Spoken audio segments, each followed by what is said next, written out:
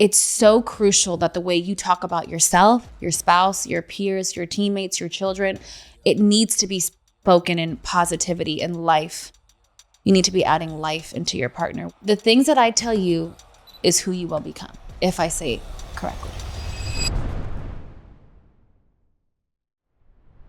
How's it going, everyone? Welcome back to the Leaders Only podcast, where we talk about business, leadership, mindset. It's pretty much anything revolved around building an incredible life. Last week, we started part 1 of the Building an Empire Together couples edition with me and my beautiful wife. And today is part 2. So let us know what you think. Time to tune in. Question. So this is, I think we're about to solve a lot of problems in marriage right now. You ready? Have you ever apologized to me first? Wait, hold on. Just for all the listeners. Have you ever apologized to me first? Nope, not okay. Won't. And she never will? No. Okay. So what is your thoughts on that? I've accepted that. And instead of I feel like so many times, in a relationship, couples will have an issue.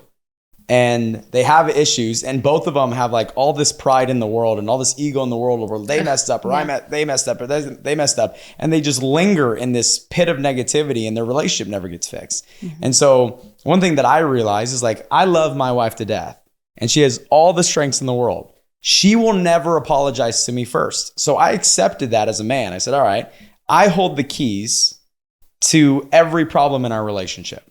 If there's a problem, I can solve everything.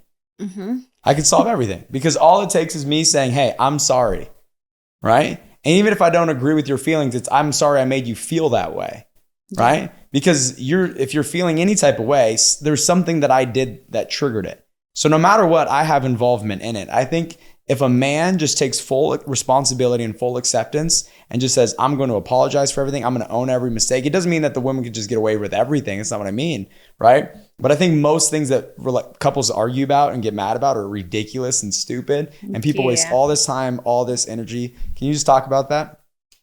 Well, what are your thoughts on that? Because I feel like that's just kind of how it goes. All right, a little tiff happens. All right, babe, I'm sorry, whatever it is. Because I would rather you and me be good than... Yeah, your ego. Our relationship means more than your ego. Yeah. So I would say, is it a good quality that I have? No. But it's a strategic one. Because I believe that I need to keep you on your toes. You need to be chasing me. Otherwise it's going to get boring. If you think about animals in the wild. Tell me about them. The mate, what animal? The male wants to keep chasing the female. So really? That's why she's a little sassy. A little sassy. I have a little bit of... I'm not a sheep. I'm talking about a lioness. All right, sorry. Yeah. I gotta keep it interesting. I need you to constantly be chasing me. Because otherwise, it's boring. So if that means I don't apologize first, well...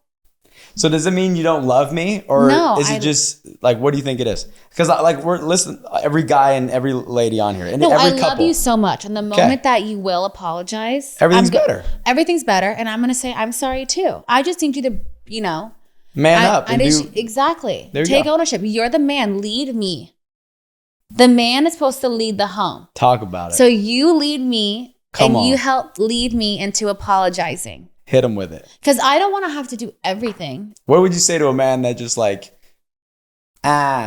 all... I think there's no... It's all bad and then doesn't fix anything. When guys can't... They just sit around and wait for the lady to go apologize. What do you as a lady, what do you think about that? I think sometimes men have such big egos that their ego is not their amigo. And I think that it's you could avoid so many issues. It's not cute. We don't want to be chasing, girls aren't supposed to be chasing the guys. The men, you're supposed to be chasing us. Come on. Okay? So just say sorry first. We'll say sorry next. Thank you next. I love what you said there. You said, lead me to the sorry. If you're supposed to be the leader of the home, lead me to things getting better. Yes. I love that. And I will submit. As a woman, though, you have to submit. So what if I'm a woman on this call? I'm no, I'm not ready. Right? Well, leave me alone. Then you can go be an independent woman who don't need no man, who can be for the rest of your life. It's not they don't need no man. So be an independent woman that don't have no man. And that's sad. That's sad. That's depressing. Ladies, there's nothing worse than having to do every single thing for the rest of your life. So if you find a nice guy, take care of him. Take care of him. Keep him on his toes. Honor, respect him. Love him. Tell him how great he is. That's another conversation we can have. No, let's talk about that right now. You have always spoken life into me. Yes. And I think most spouses speak doubt into their husband. It's the worst. Like, nobody wants... Okay. So, like, for instance, you did this before you actually knew the psychology behind it. I did this before I knew the biblical. But now you know the biblical reasoning behind it. You also know the psychology behind it. But you did, I think, is one of the things. Because when you, like, for instance, if my wife doesn't even trust me, and she's the only person that's supposed to trust me, and if my wife doesn't even believe in me, and she's the only person that's supposed to believe in me, it makes me doubt myself as a man. Yeah. And so the fact that I had you that had unwavering belief in me, it made me believe in myself, because I'm like, this woman trusts me. This woman believes me. And if she believes me and she trusts me and I value her opinion more than anyone else's, then I can believe me and I can trust me. Yes. Here's the goal. Here's the target. I'm going after it. So there's two things. There's two perspectives. First, there's nothing worse, in my opinion, than a nagger. A negative, nagging, like, Nancy. Get away. You're annoying. It's gross. Nobody wants you around. Like, you're an energy drainer. You got to go, babes. Men, woman, whatever you want to be called. It's just not cute. So the biblical, which I learned this as I become strong in my faith. I don't know the exact terminology from the Bible, but I know that it says a nagging wife is worse than a dripping of a faucet, right? The slow drip of a faucet. That's like a Chinese waterboard. That's like a Chinese waterboard, right? Like a slow drip. Is it? Fantastic. I don't know. But if it's worse than that, like, that's how you know it's bad, babes. So stop. Number two, power of the tongue. What you speak about comes about. I literally, in the early on of this show, I talked about how I wrote down and I spoke about the man that I wanted, and boom, he came into my life. If it's so powerful, like the words that you speak, they come into fruition. Like, that's why I think it's Pastor Adrian that says it's called spelling, because you can cast a spell with your words. That it's so crucial that the way you talk about yourself, the way you talk to yourself, your spouse, your peers, your teammates, your children, it needs to be spoken in positivity and life. You need to be adding life into your partner. If your wife is nagging and you aren't delivering, or maybe she's trying to be positive, she's trying to speak life into you, but you're not delivering, there's a problem there. Yeah. Because that would piss me off. Like, there's only so much speaking into you that I can be like, yeah, we're going to do great, babe. Our business is blowing up. That's and then true. You're literally because I feel like there's a lot of men months on here that are like copping out. They're like, oh, it's because my wife doesn't speak life into me. I was like, well, you haven't done anything for her to speak life into. Yeah. Right. And with all like faith without works is dead. You know what I mean? Right. Well, so if like, you can have so much faith into someone, like I can have faith in you, but if you're not putting in the work necessary to back it up, faith without works is dead. Yeah. How can I have faith in you if you're not willing to put in the work necessary to back up what I'm having faith in? Yes. And what I will say about you, though, is respectfully, I got a booty. You got a juicy booty. No, what I will say about you, we have ADD. No, we don't. I'm not going to say that. I know. You're casting spells. I just said spelling here. I'm not perfect. I'm human. All right. What I will say about you is respectfully, Matthew Welsh, not my husband. Matthew Welsh is Matthew Welsh. You will win whether I tell you you will or won't, because of the man that you are. You will win. You will deliver whether somebody tells you how great you are or how terrible you are, because your word comes before all else. It's like your word is so important. So when you say you're going to do something, you're going to do it. I think you should talk about that, because you make it easy for me to talk life into you because you deliver. Yeah. Some men, they're not delivering. So how am I supposed to, like, don't get me wrong, keep encouraging, keep loving, but then there gets to a threshold, which I see oftentimes in business, where it's like, okay, 2 years and like you know? I think so. A couple things. It's like I want to like look back on our journey, and I want to look back now, right? Like even when we were in our struggling moments, like you talked about earlier, like we couldn't afford anything, but I went and got candles and like tried to make it romantic and things like that. And this isn't like a woe is me thing, but like my philosophy was like if I don't give you anything to be mad about, how can you be mad at me?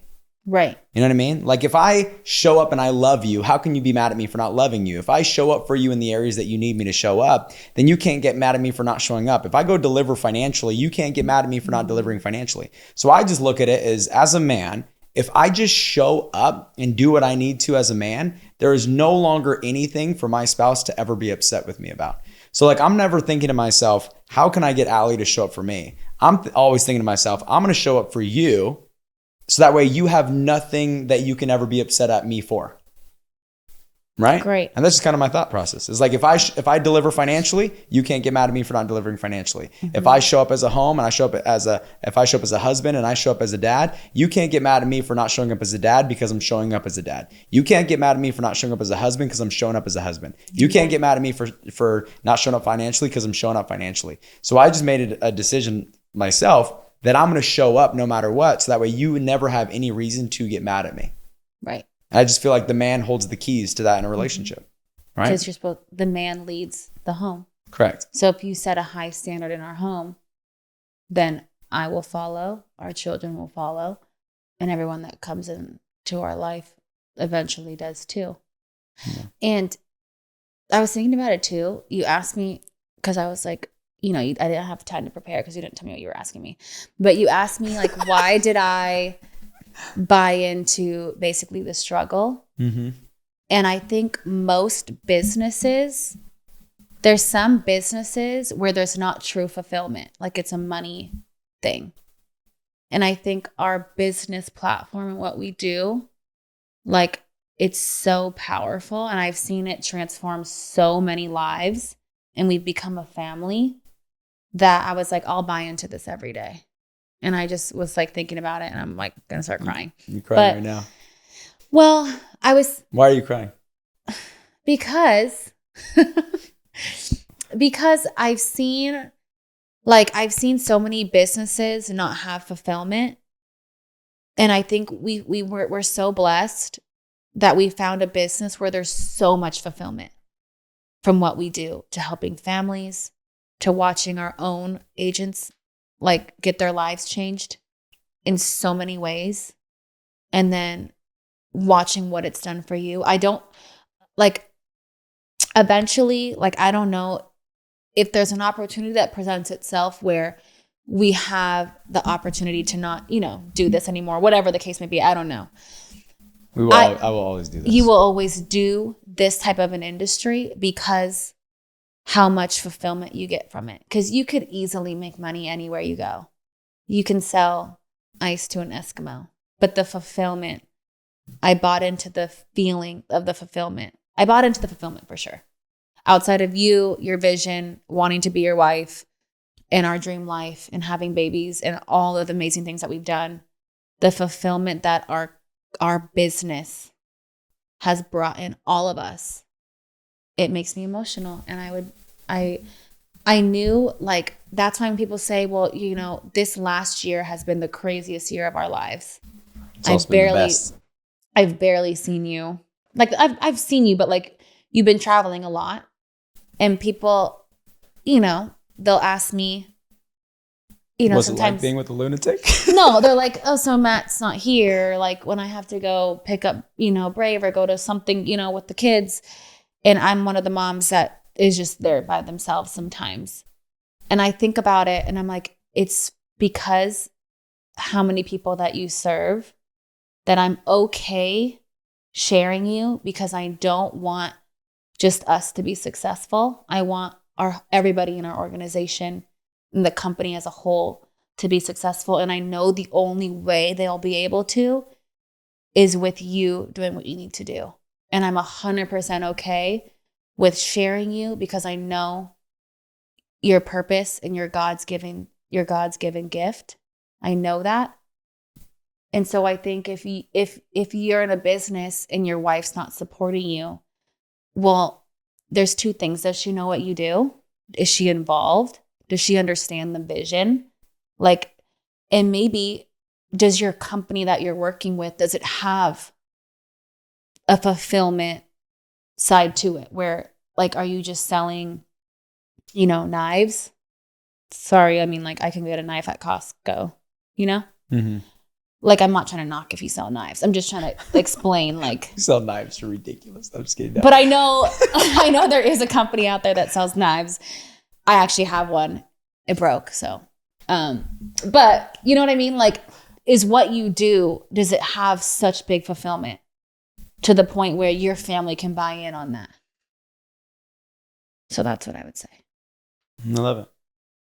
I love it. You struggled a lot with the addiction to what other people think of you. Mm-hmm. Right. And I know a lot of it stemmed from your mom, right?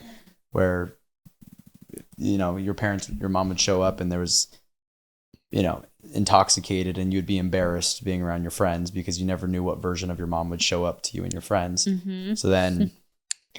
So then you just had this fear of being embarrassed. And so it created this huge, I'm afraid of what everyone will think about me. So instead of trying to do some certain things, sometimes you would avoid it because you were afraid of what other people would think. The approval addiction to other people was high.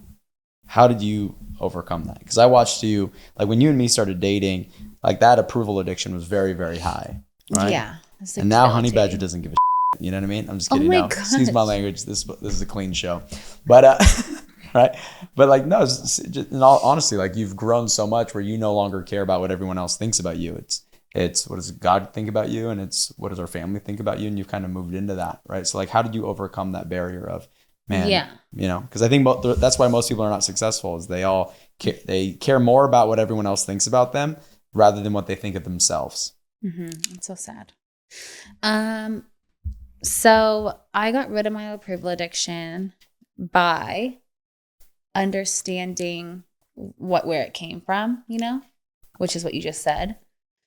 And then once I could understand where that came from, I was like able to realize that the only person's opinions that I should care about is the person that created me and my husband and, obviously my girls. And so I knew that, like, honestly, like, I don't know. I just realized I don't need to, like, why do I care what other people think about me when I know that I'm a good person. I know that I try to do right by others. I know where my heart's at, and if someone doesn't like that, then I'm not going to not be authentically myself or constantly worry what that other person's thinking, because chances are, one, they're probably thinking in their minds what I'm thinking about them too. True. And two, why do I read this quote that was like, lions don't lose sleep over the opinions of sheep, but sometimes sheep are cute. No, but but seriously, like, why do I care what other people think if, one, they don't pay my bills, they're not helping me, like, you know what I mean? Mm-hmm. Like, they're not in my home every day. Like, the only opinions that I want to make proud are God's, yours, and Brave and Haven's. And that's all that I care about, because that's important to me. Yeah. And once I got rid of it, it's like a weight's been lifted off my chest. I've been able to operate and like just be me.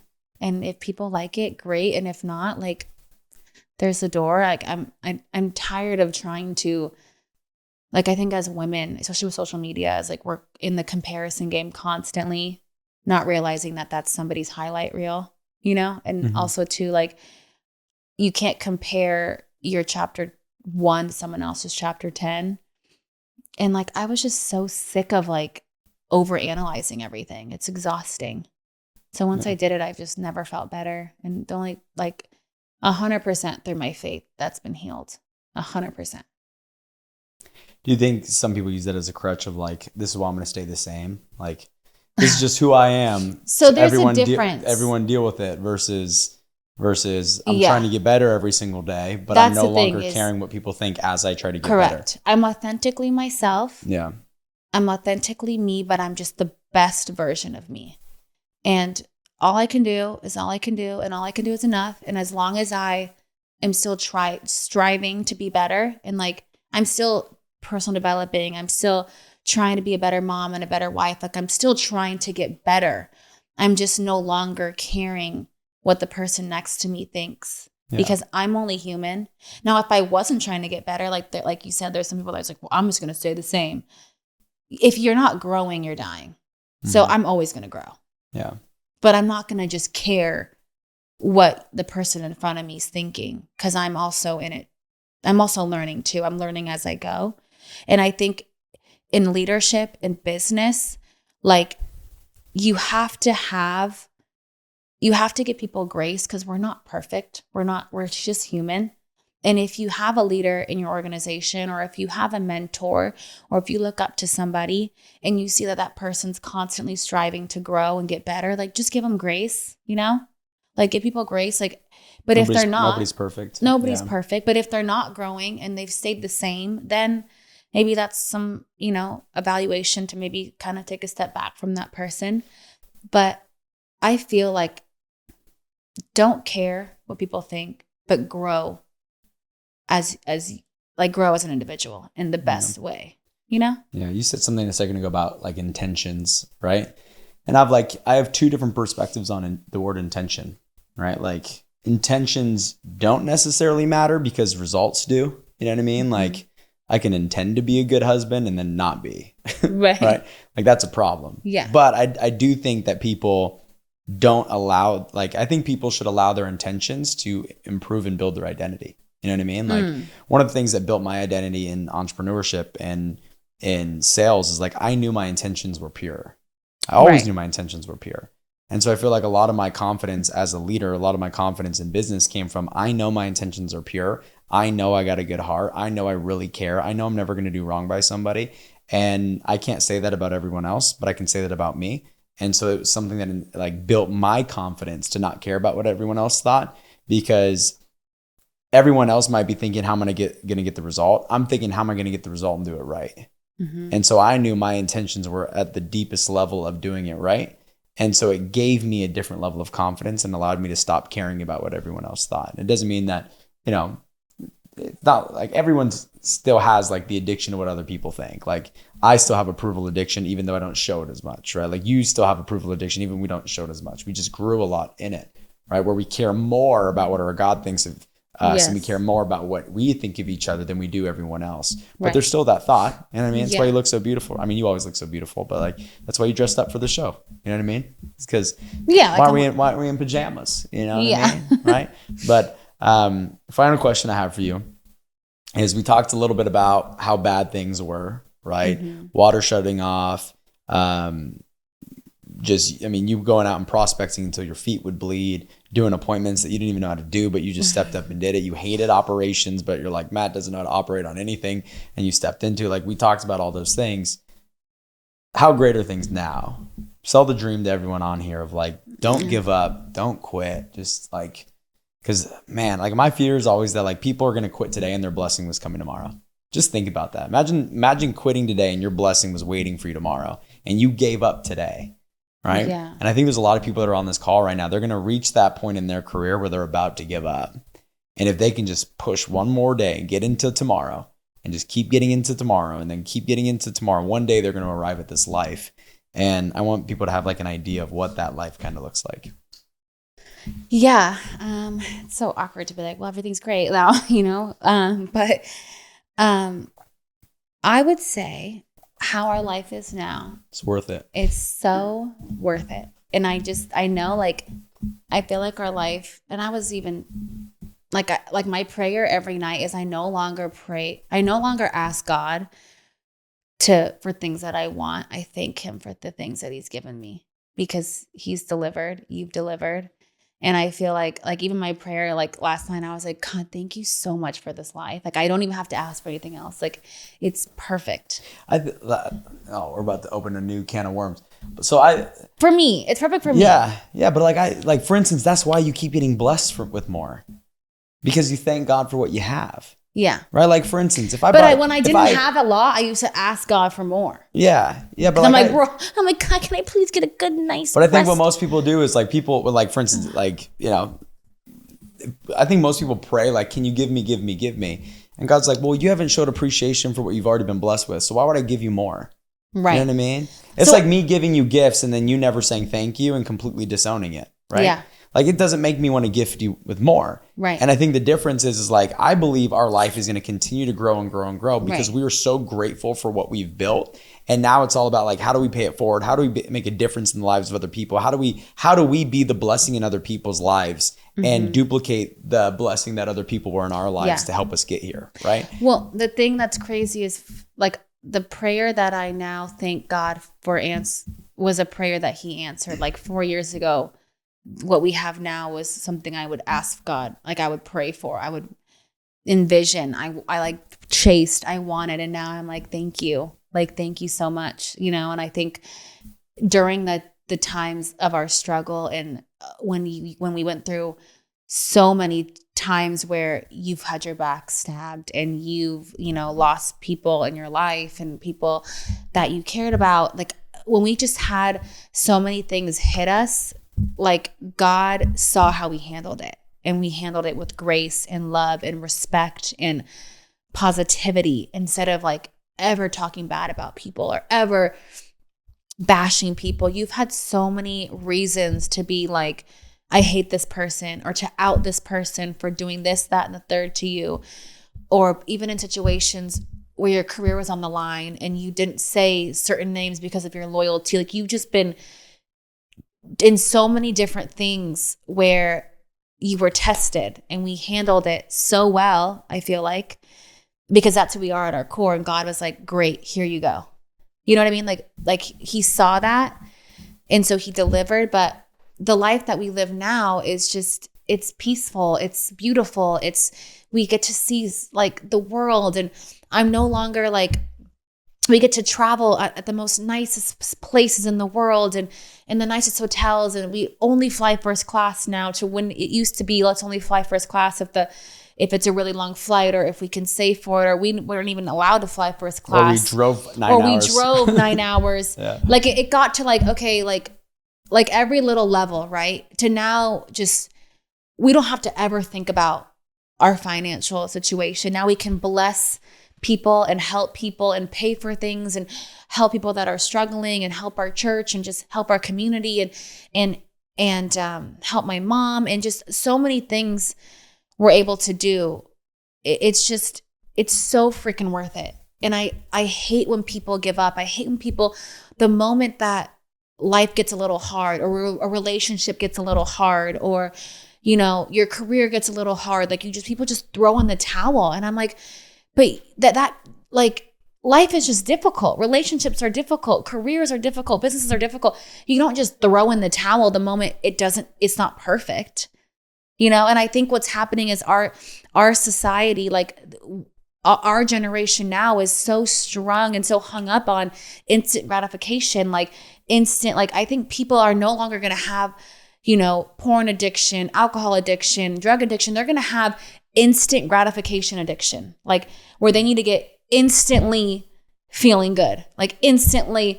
And then if you don't have that instant, like when you scroll through social media and you get that instant dopamine hit, or what's in our food, like all these things, like instant caffeine, instant like pre-workout, like instant, like constantly everything's so instant. But business is not instant. It's not right this second. It's relationship, love, marriage is not instant. It's not the first year your marriage is great, your relationship is great. No, our first 3 years were freaking horrible.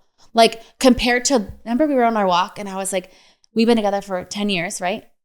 This has been the best freaking year for our life, for our marriage, because we got together, then we had a baby, then we got married. So we did things a little bit opposite, but you know what? He forgives all. We're like, sorry. No, we had a baby, and then we like literally had to go into that and like got hit by that, like try to navigate. We never even got to like the honeymoon phase or like enjoy as a married couple. But this last year has been the best freaking year of our entire marriage. Imagine if the first year when we weren't getting along, if I was like, okay, I'm done. I'm out. Yeah. Like I wouldn't have. We fought like hell in our relationship. We did. But and not, I just think we didn't have quit in us. no, we're not going to quit. And that's the thing. Like you can't quit. Like there's in a relationship, if you're beating or cheating, like I'm leaving. Like I think women should leave if you're beating or cheating. I agree with that. You know, but like if we just have disagreements, if our political beliefs aren't the same, if we like things, people can grow into certain situations. Like people, you got to give people a chance to grow and get better. And like you've gotten better at loving me by just getting to know me. You know, I've been better at loving you by getting to know you. Your business will get better at providing if you just get to know the business, but you quit right when things get tough. You quit right when adversity hits. Like, come on, babe. Like people quit too fast I'm turned because they're on not right now. getting their dopamine hit. And it's depressing and it's sad. Imagine if our pastor at our church, we finally found our church and remember when you told me what you told me? Mm-hmm. When you said that this has been the first time where you feel like you could submit to God because of the way I love the Lord and because of our pastor. Imagine if he would have quit, 10 years ago when he had that vision inside of him. And what that's done for you just in this last 6 months. And when people quit, they miss out on so much. And it breaks my heart. Goodness. So yeah, you can't quit. I need tissue. Got the camera crews coming in to give tissues. Shout out to the boys back there. Thank you guys. Yeah, the boys are back in town. That was crazy. I think that was one hell of a way to end the show today. I finished strong and everything I do.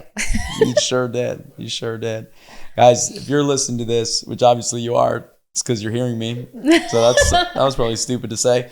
But just don't give up. Don't give up. Don't give up on your relationship. Don't give up on your business. Don't give up on the life you're chasing. Right? Our relationship was not perfect out the gate. We had to learn how to love each other. We had to learn how to get along. I've said hurtful things before. She's said hurtful things before. But the difference is we just never gave up. We forgave each other. We continued to grow. We continued to get better. We continued to learn how to love one another. And we always supported each other through thick and thin. So anyways, today was a good show. I think we should go do our own show in the other room. He's sick. Too crude for that. Hey, we're married. Whatever.